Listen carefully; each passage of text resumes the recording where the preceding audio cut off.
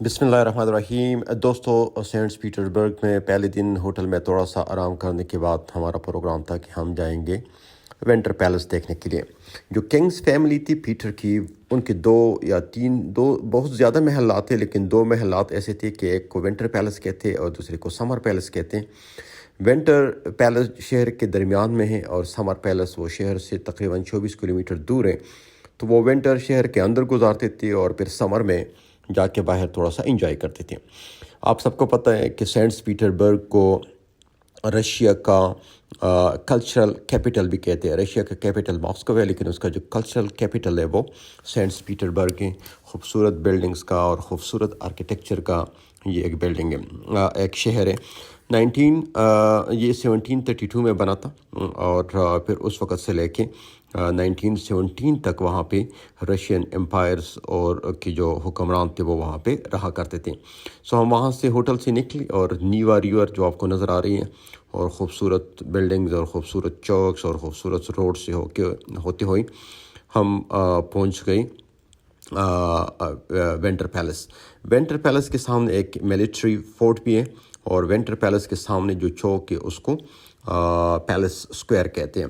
Palace square وہ جگہ ہے جہاں پہ 1905 میں اور پھر 1917 میں لوگ آ کے وہاں پہ جمع ہو جاتے تھے، احتجاج کرتے تھے، اور پھر آخر میں 1970 میں بلوشکی اور لینن انقلاب لے کے آیا اور رشیا سوویت یونین بن گیا اور وہاں پہ کمیونزم آئی۔ تو ہم بھی وہاں پہ پہنچ گئی، ہم نے وہاں کی ویڈیوز بنائی ارد گرد کی، اور پھر ٹکٹ لے کے ہم ونٹر پیلس کے اندر داخل ہو گئے۔ ونٹر پیلس آج کل اس کو ہرمیٹیج میوزیم کہتے ہیں۔ 1917 میں اس کو ایک میوزیم کا درجہ دیا گیا، اس کو رینوویٹ کیا گیا اور اس کو میوزیم کا درجہ دیا گیا، اور آج کل لوگ وہاں پہ آ رہے ہیں۔ یہ کچھ ممیز پڑی ہیں، کہتے ہیں کہ یہ ایجپشن ممی ہے اور یہ تقریباً کوئی 2000 سال پرانی ہے جو کہ اس ونٹر پیلس میں پڑی ہے۔ اور پھر اس کے بعد ہم ڈفرینٹ اسٹیئرکیس سے ہوتے ہوئے ہم نے اس پوری محل کا ہم نے معائنہ کیا یا ہم نے وزٹ کیا۔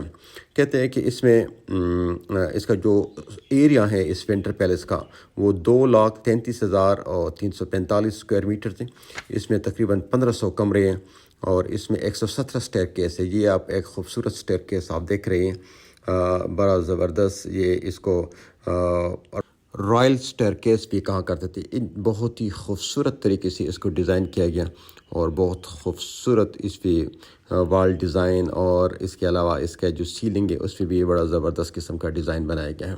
کہتے ہیں کہ اس میں 1886 سارے دروازے ہیں اس پوری محل میں، اور اس میں ایک خوبصورت یہ جو آپ بلڈنگ دیکھ رہے ہیں یہ ایک خوبصورت روم ہے جہاں پہ بادشاہ اور وہ جو تاج پوشی کا جو ایک رسم ہوا کرتا تھا، اور پھر ہر سال اس دن کو جب وہ مناتے تھے تو یہاں آ کے وہ یہ ساری چیزیں مناتے تھے۔ اتنا خوبصورت، پراپرلی ڈیکوریٹڈ، پراپرلی مینٹین۔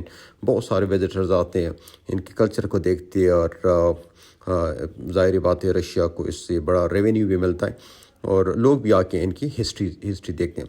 کہتے ہیں کہ ان کا یہ جو ایریا یہ ان کا اب تو فوجیوں کی وہ جو نیپولین وار میں جو فوجی ان کے مارے گئے تھے، ان سب فوجیوں کی تصویریں یہاں پہ لگی ہیں۔ یہ وہ لوگ ہیں جو کہ نیپولین وار، جب رشیا اور فرینچ کے درمیان لڑائی ہوئی تھی، نیپولین وار میں جن کی جرنیل مارے تھے، یہ ان جرنیلوں کی تصویر یہاں پہ لگی ہوئی ہیں۔ یہ ایک فرینچ آرکیٹیکٹ نے ڈیزائنر نے یہ تصویریں بنائی تھی اور یہاں پہ اب وہ لگی ہیں۔ یہ خوبصورت سا ڈائننگ ہال ہے، کہتے ہیں کہ اس میں 1000 لوگ گیسٹ آرام سے بیٹھ سکتے ہیں، کھانا کھا سکتے ہیں، اور یہ اس وقت یہ لوگ as a dining hall use کرتے تھے۔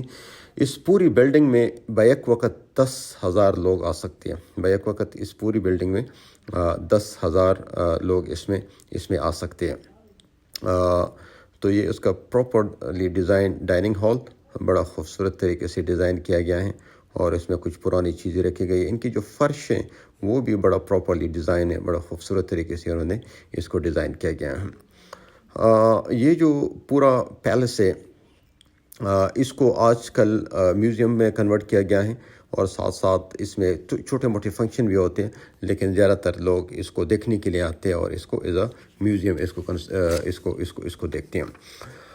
یہ پورا پیلس پھر نیپولین وار میں اس کو تھوڑا سا نقصان بھی پہنچ گیا تھا، لیکن بعد میں اس کو دوبارہ انہوں نے بنایا اور اس کو رینوویٹ کیا گیا۔ اس کے اندر ایک چرچ بھی ہے جس کو پیلس گرینڈ چرچ کہتے ہیں، یعنی جو بڑا چرچ ہے جہاں پہ کنگ اور رائل فیملی اس کو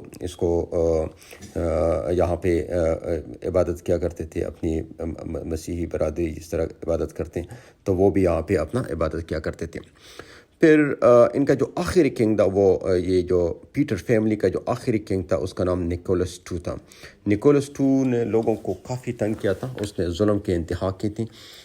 یہ اس کے اندر ایک پیکاک ہے، پہلے اس کی تھوڑی سی ہسٹری بتاتا ہوں کہ جو پیٹرز فیملی اس کی جو وائف تھی اس کو پیکاک بہت پسند تھی، تو یہ پیکاک اس زمانے میں گولڈ فلیٹڈ اس سے بنایا ہے اور یہ تقریباً 200 سال پرانی ہے، اب بھی اٹس ان ورکنگ کنڈیشن۔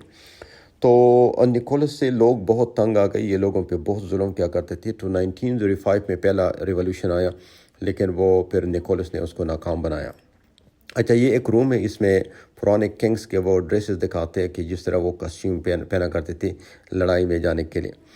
اچھا، تو وہ نکولس نے پہلا جو 1905 میں جو ریولوشن آیا اس کو کچل دیا، لیکن لوگوں میں پریشانی اور وہ ساری چیزیں اور بڑھ گئیں، اور پھر 1917 میں جو پراپر لینن وہ آیا، انقلاب آیا، اور اس نے اس پوری فیملی کو ایک جگہ پہ لے جا کے وہاں پہ ذبح کیا، اس کو قتل کیا گیا، اور پورا رشیا جو تھا وہ کمیونزم کے اندر آیا۔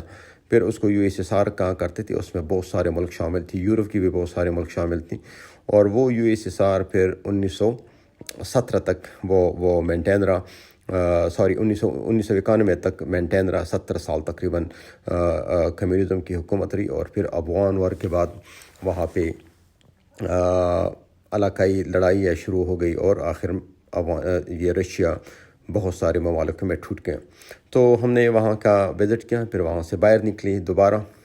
یہ وہی اسکوائر ہے جہاں پہ لوگ اب بھی احتجاج کے لیے آتے ہیں، اور یہ وہی اسکوائر ہے جو کہ 1905 اور 1917 کا جو انقلاب تھا اس میں لوگ یہاں پہ آ کے کنگز فیملی کے خلاف احتجاج کیا کرتے تھے۔ مجھے امید ہے پاکستان میں بھی کوئی ایسا مومنٹ بن جائے، کیونکہ یہاں پہ بھی ایسے محلات میں لوگ رہ رہے ہیں اور اپنی لائف کو انجوائے کر رہے ہیں، اور باقی لوگ سفر ہو رہے ہیں۔ ہم نے بہت ساری تصویریں لی، زبردست تصویریں، کچھ تصاویر میں نے آپ کے لیے یہاں پہ وہ بھی شیئر کیے ہیں، آپ دیکھ سکتے ہیں، آپ اس کو انجوائے کر سکتے ہیں۔ تو بڑا خوبصورت جگہ ہے، بہت ہی خوبصورت شہر ہے، اور ارد گرد اس کا ماحول، سڑکیں صاف، بہت ہی خوبصورت ہیں۔ تھینک یو ویری مچ، اللہ حافظ۔